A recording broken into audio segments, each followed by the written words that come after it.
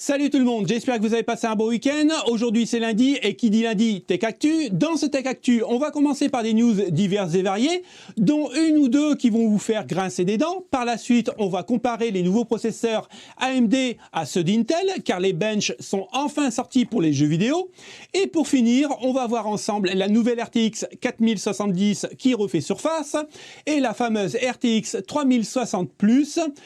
Et on la compare à la 3070. Et certains d'entre vous vont pleurer. Bon les amis, on va commencer par une news qui est quand même plutôt intéressante, surtout pour les possesseurs de Nintendo Switch, puisque eux ne peuvent pas jouer à Call of Duty sur cette console. Il faut savoir maintenant qu'avec le rachat qui va bientôt se faire d'Activision, en fait par Microsoft, donc par Xbox, ils vont pouvoir jouer en fait. Un jour, il n'est pas dit quand, mais un jour, ils pourront jouer la Call of Duty Modern Warfare 2 sur leur Nintendo Switch. Donc ça, c'est plutôt assez cool. Je pense que pour ma part, ils joueront à Call of Duty, à la franchise Call of Duty, quand la nouvelle Nintendo Switch Pro va sortir, puisqu'elle sera vraiment beaucoup plus puissante que celle qu'on a actuellement dans nos mains. Donc voilà, ça y est, ça s'ouvre au marché Nintendo et ça c'est vraiment très cool pour les gens qui n'ont qu'une console. Ils le font aussi, il faut pas se leurrer, pour vendre des jeux. Donc ça va rapporter des sous, bien sûr, à Microsoft. Il faut savoir aussi qu'il y a une grosse news qui est sortie au niveau du nouveau Call of Duty Modern Warfare 2 et au niveau environnemental, on va dire que c'est pas vraiment l'idéal, puisque si vous avez commandé le CD de Call of Duty Modern Warfare 2, il faut savoir que le Blu-ray est vide. Quand on regarde bien, le Blu-ray de jeu ne contient que 72 MO de données, bien loin des 150 Go qu'il faut télécharger pour pouvoir jouer au jeu.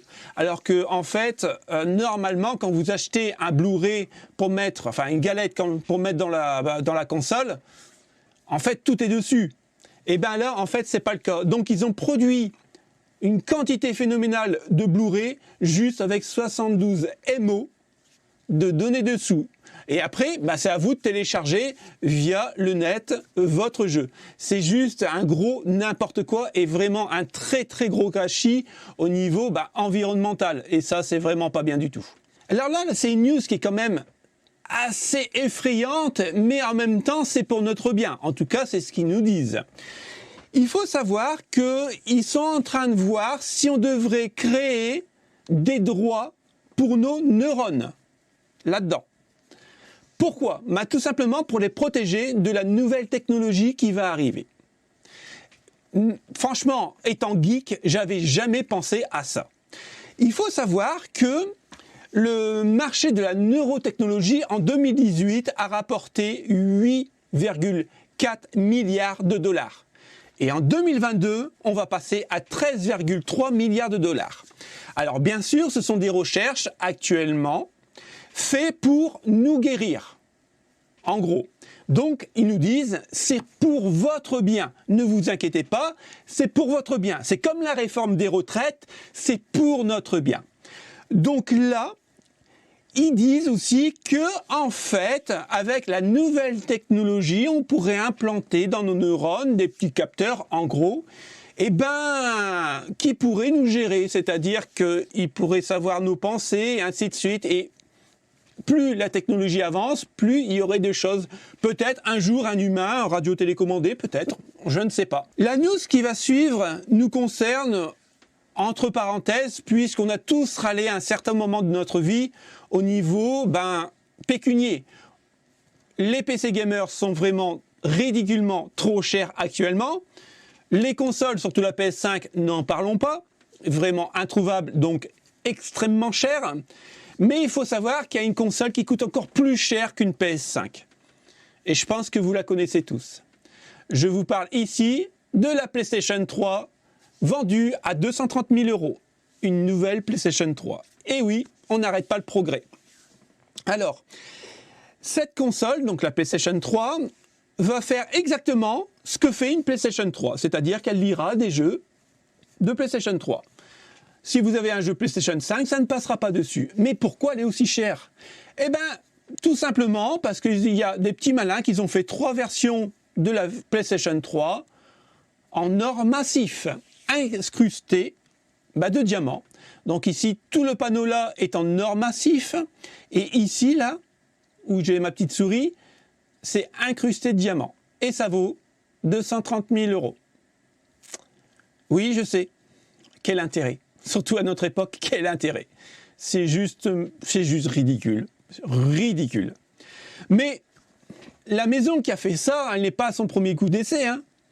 Elle a vendu une Nintendo Wii près de 350 000 €.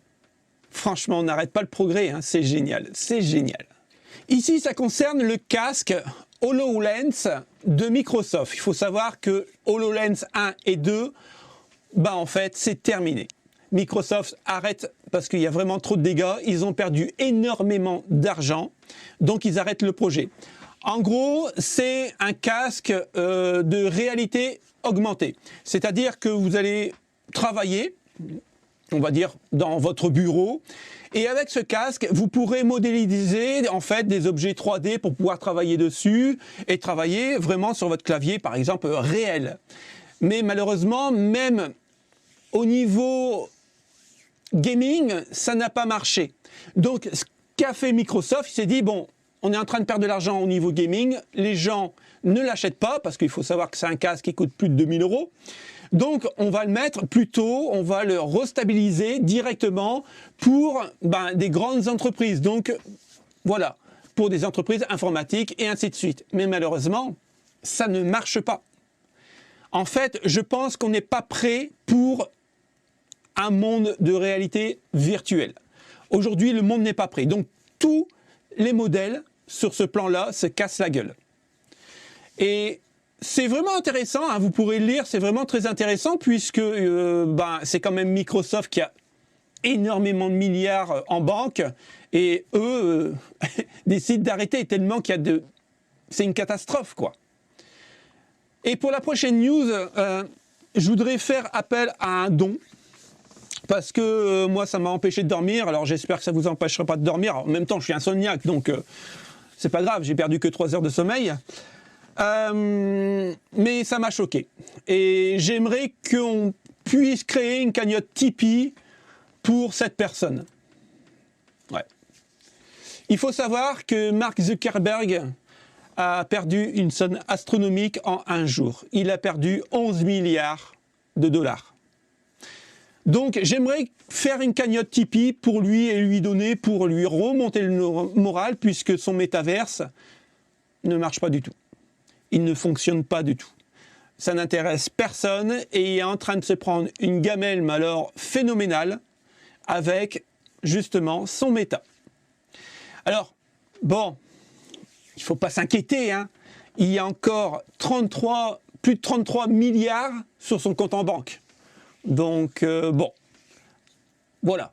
Mais il faut savoir qu'en fait, comme je vous l'ai dit tout à l'heure, tout ce qui est métaverse, réalité augmentée, je pense que notre société, en fait, n'est pas en phase avec cette technologie, donc, ça plante. Bon les amis, là j'ai regroupé AMD et Intel, puisque de toute façon sur AMD, il n'y a pas grand chose à se mettre sous la dent, hein. Là on est le 31, donc il faudra attendre encore 3 jours pour avoir vraiment des infos sur les nouvelles cartes graphiques de chez eux. Est-ce que ça va tout déchirer ou alors on va vraiment être déçu? Je suis vraiment mitigé, j'arrive pas à me positionner justement sur les nouvelles RX 7000. Donc on en saura plus cette semaine, on en débattra sûrement lundi dans le Tech Actu.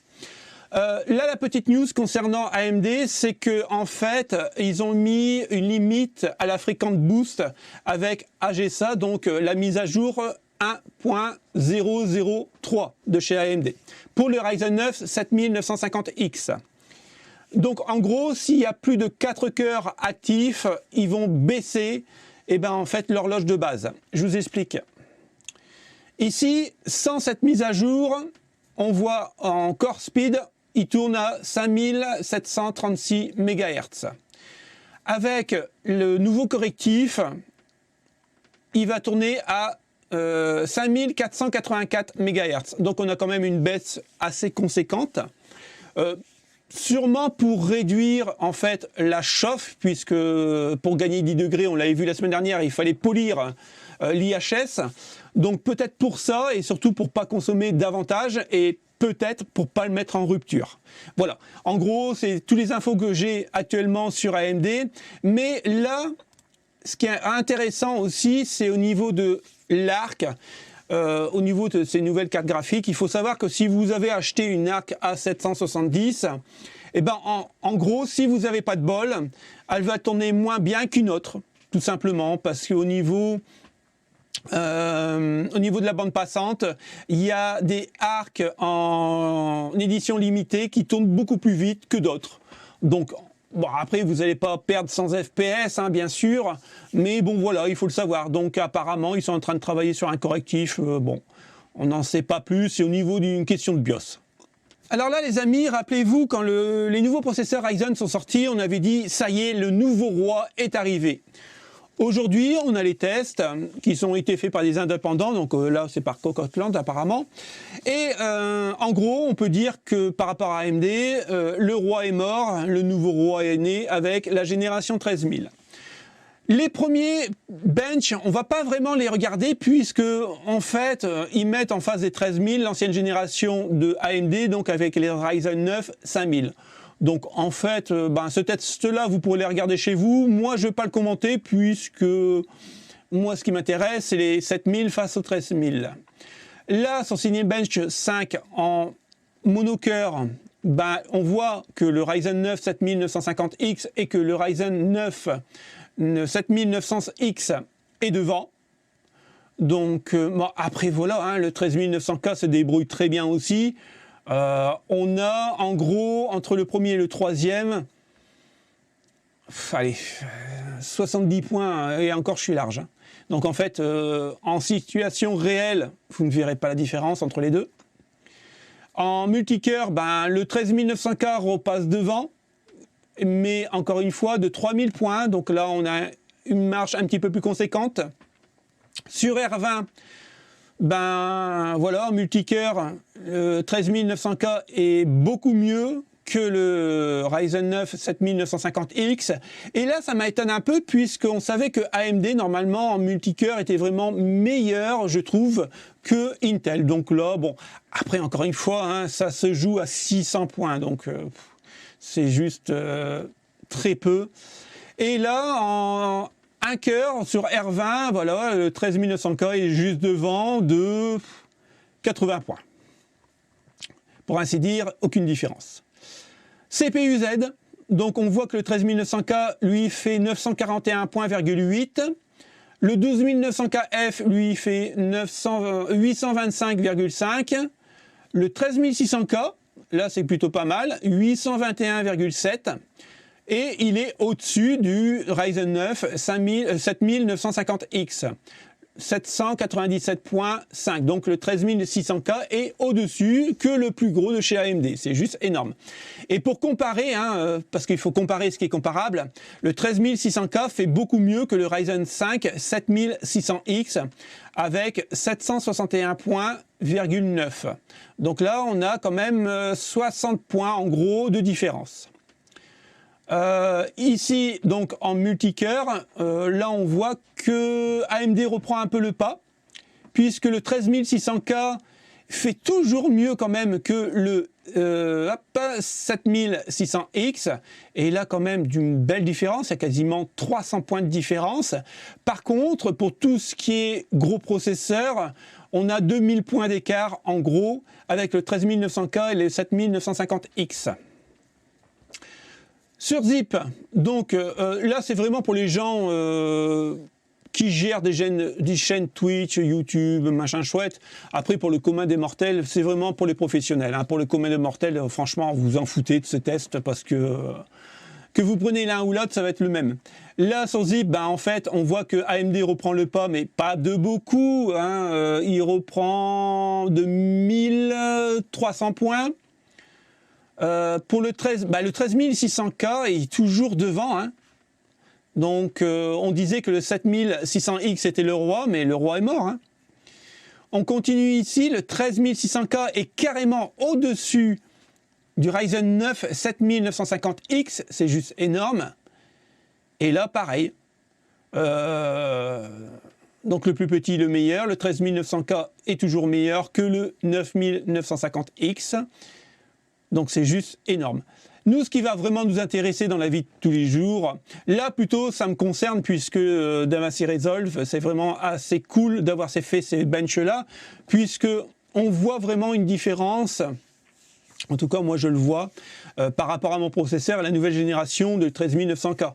Après, voilà, hein, y a pas, on va pas se taper le cul par terre parce qu'il n'y a que 200 points de différence entre le mien. Donc, en fait, ça ne sert à rien de changer. Pour ma part, ça ne sert à rien de changer. Maintenant, nous, ce qui nous intéresse, bah, c'est ce qui se passe en jeu vidéo. Et là, c'est vraiment très intéressant. En 1440p, donc en ultra, on voit qu'avec un 13900K, on est à 224 FPS. Et le 9950X est à 222. On a 2 FPS de plus pour Intel. Donc vous voyez, hein, en gros, il n'y a pas de différence, quoi. Par contre, il y a une différence là notable. Le 13600K il fait 221 points et le 7600X qui est dans la même gamme gaming, lui fait 214. Donc en fait, on a 7 FPS de différence. En 1080p, ben en fait, ça équivaut pareil qu'en 1440p. Le i9 fait toujours mieux que le Ryzen 9. Et là, on a en gros 22 points de différence. Le 13600K, lui, fait mieux que le 7600X, avec en gros un 13, non même pas, avec 16 FPS de différence. J'aurais aimé qu'ils nous mettent aussi le 13400, puisque ça aurait été vraiment très intéressant. Le 13600K sur Red Dead Redemption 2 en 1440p Ultra, qui est quand même un jeu très très lourd, ben en fait il fait 128, je ne vais pas faire la virgule parce que c'est ridicule, 128 FPS, le i9 12000 et 13900K font 128, le 12400 fait 127, c'est juste énorme. Ce qu'il faut retenir, c'est que le 7600X fait 126, donc vous voyez 2 FPS. Par contre, ben, le 7950X, lui, fait 123. En 1080p, toujours pareil, les bleus sont devant, sans aucun problème. Le 7600X fait 144 et le 13600K fait 147, donc 3 FPS de gagné. Pour le Far Cry en 1440p, ben encore une fois les bleus sont devant, donc ça ne change pas.